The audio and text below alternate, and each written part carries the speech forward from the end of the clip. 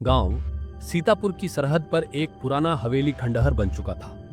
कहते थे वहां रात को एक काली बिल्ली घूमती है, जिसकी लाल लाल चमकती आंखें किसी भी इंसान की आत्मा तक को दहला देती थी। गांव के बड़े बूढ़े अक्सर चेतावनी देते, उस हवेली के पास रात को भूलकर भी मत जाना, वह काली बिल्ली किसी आत्मा का वास है। पर आज के लड़कों के लिए ये बातें पुरानी कहानियां भर थीं, खासकर अर्जुन, रवि और सोनू के लिए।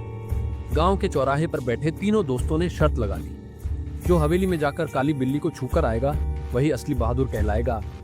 अर्जुन ने ठहाका मारते हुए कहा, बिल्ली से क्या डरना यार, चलो चलते हैं अभी।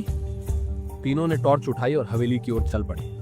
रात गहरी थी, चांद बादलों में छुपा हुआ था और हवेली तक जाने वाला रास्ता पेड़ों से ढका अजीब सी फुसफुसाहट करता प्रतीत होता था। हवेली के अंदर जब वे हवेली पहुंचे तो हवा ठंडी और भारी लग रही थी। जगह जगह दीवारें टूटी थीं और हर कदम पर लकड़ी चरमराने की आवाज आती थी। हवेली के बीचों बीच एक बड़ा सा हॉल था, जहां एक टूटी फूटी झूमर अब भी टंगी थी। अचानक सोनू ने फुसफुसाया, देखो वहां कुछ हिला। उनकी टॉर्च की रोशनी में एक काली आकृति फुर्ती से एक खंभे के पीछे छुप गई। उनकी धड़कनें तेज हो गई। ये सिर्फ बिल्ली है, अर्जुन ने खुद को साहस देते हुए कहा। वे धीरे धीरे आगे बढ़े। तभी पीछे से किसी ने अर्जुन के कंधे पर थपथपाया। वह चौंक गया, पलट कर देखा, कोई नहीं। सभी के चेहरे सफेद पड़ गए। कुछ ही पल बाद एक काली बिल्ली खंभे के ऊपर बैठी दिखी। उसकी आंखें आग की तरह चमक रही थीं।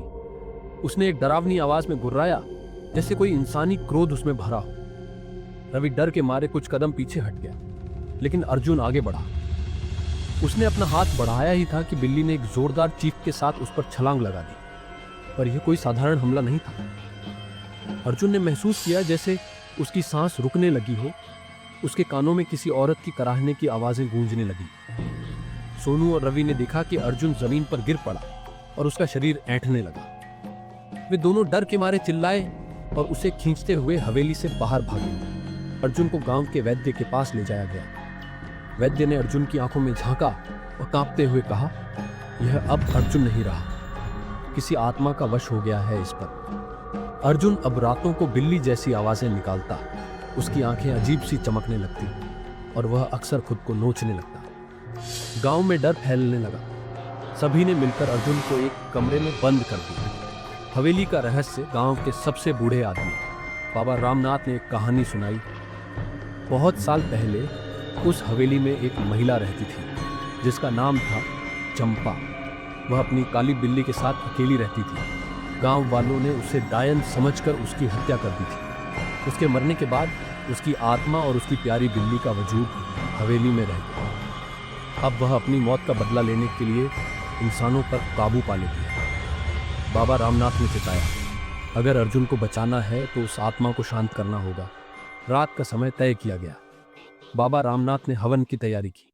रवि और सोनू को भी साथ चलना पड़ा, क्योंकि वे भी घटना के गवाह थे। वे सभी फिर से उस हवेली पहुंचे। हवेली अब और भी भयावह लग रही थी। दीवारों से काले निशान फैल चुके थे और हवाओं में चीखों की गूंज थी। बाबा ने झूमर अपने आप झूलने लगा। हवेली की जमीन कांपने लगी। तभी काली बिल्ली फिर प्रकट हुई। उसकी आंखों में गहरी नफरत थी। बाबा रामनाथ ने बिल्ली से कहा, चंपा देवी, तुम्हें अब मुक्त होना चाहिए।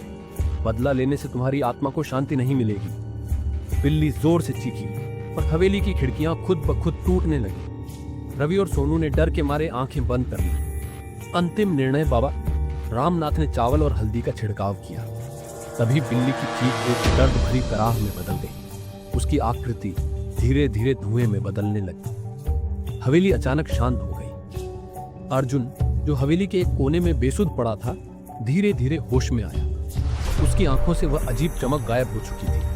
चंपा देवी और उसकी काली बिल्ली को आखिरकार मुक्ति मिल गई थी। नया डर अर्जुन ने ठीक तो हो गया, लेकिन सीतापुर गांव के लोग अब भी रात में हवेली की तरफ जाने से डरते थे, क्योंकि कहते हैं कभी कभी रात के सन्नाटे में आज भी किसी बिल्ली के म्याऊं की आवाज सुनाई देती है, जैसे कोई अब भी वहां अपनी छाया छोड़ गया हो।